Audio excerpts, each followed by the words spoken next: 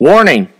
Do not try or do anything you're about to see, unless I, Professor Sheep, tell you otherwise. I am what you call smart. If I do tell you otherwise, all experiments require adult supervision. Please be safe, and thank you. Hey there, YouTubers, Professor Sheep here.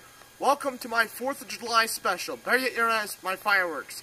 And because of the way my schedule worked out, I get to do a fireworks video whether it's the 4th or not. So, lucky for me. So it is technically the first day, June 25th, of when I could buy fireworks. So I bought all my fireworks this morning. Lucky me. So, we're going to start with smoke bombs, why they make different colors. Then we'll move to firecrackers, and then finally, the finale, what makes different flames different colors. So, we're going to first light this 5-minute smoke. Now, I'm not going to stand here and you guys film it. No, I am going to light it, light all my little ones, and then talk, light the firecrackers, and so on and so forth. That's going to burn in the background. So, let's start it. Let's start this one.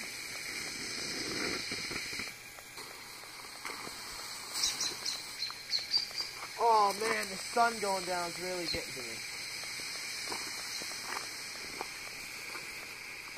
There's another one somewhere, but I can't seem to find it.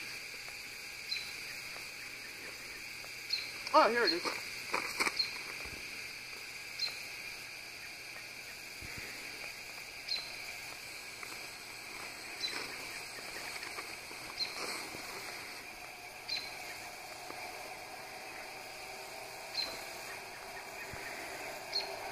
Ta-da! So, those little ones don't have much. But this big one, this will go for 5 minutes. I believe last year we timed them. It goes like 8 minutes. I think at those last 3, it's kind of just smoldering. That's what that smoke is from. But this smoke is basically just black powder. I looked it up online. The white smoke is just black powder. Red is lactose and pyranitrodimate. It's a long compound. I can't figure out how to read it.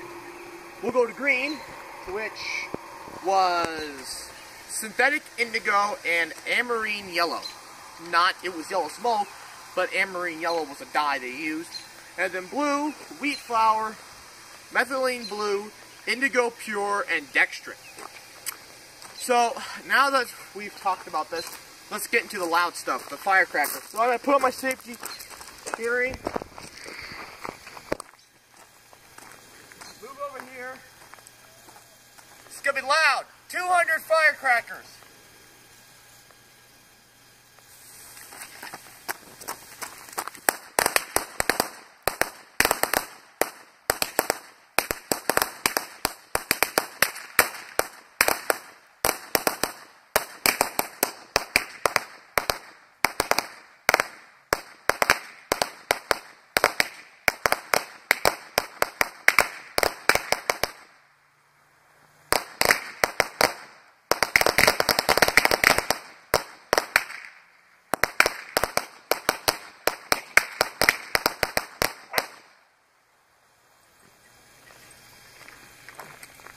Not the fastest reaction like I was anticipating, but definitely still a reaction.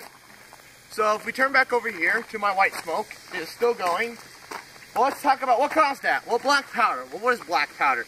Black powder isn't a compound. It's a mixture of 75% potassium nitrate, 15% charcoal, and 10% sulfur.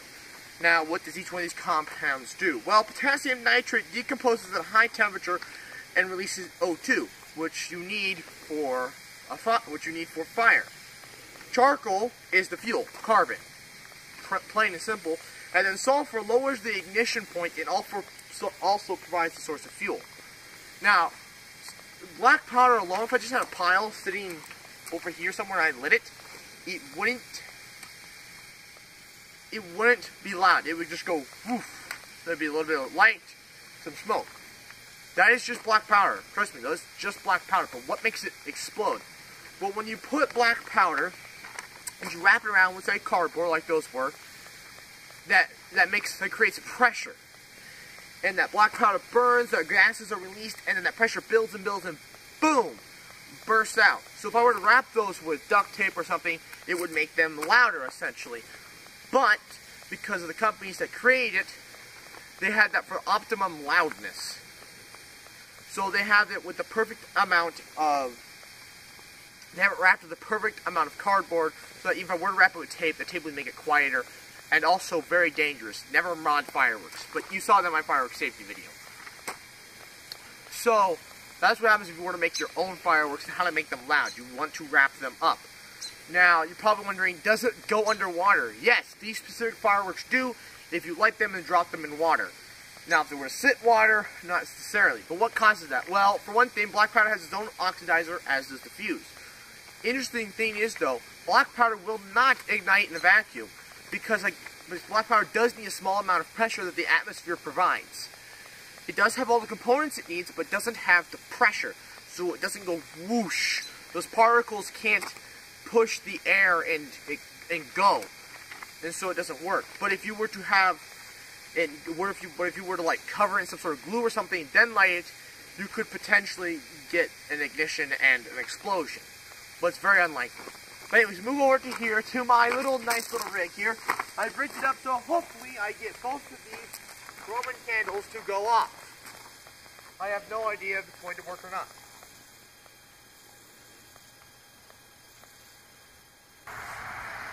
Sorry about that, it wasn't lighting. I don't know, the punk wasn't hot enough, so I brought back a lighter.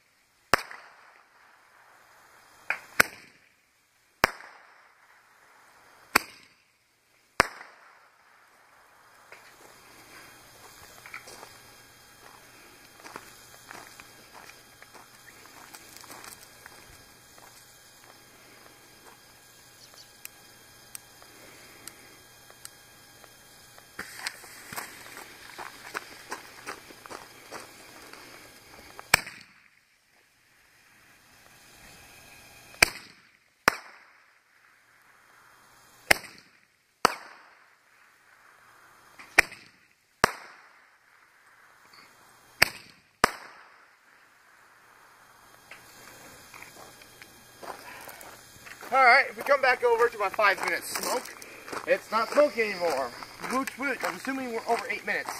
Now there was a cut in there, which did take a little bit, that punk just wasn't light enough, so I had to use a lighter. But anyway, so let's talk about what just happened there. Well, obviously I'm not going to talk about what caused the stars to go out and explode like that, but I will talk about what each one of those colors was. What caused those different colors? Well,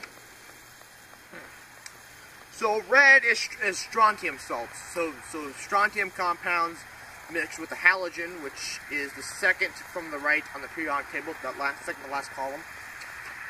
Green is barium salts, and blue is copper sulfates. I didn't have a blue one up there, but you get the picture. So, I'd like to thank you all for watching. Please like, comment, share, and subscribe. New videos out every other day. And good night.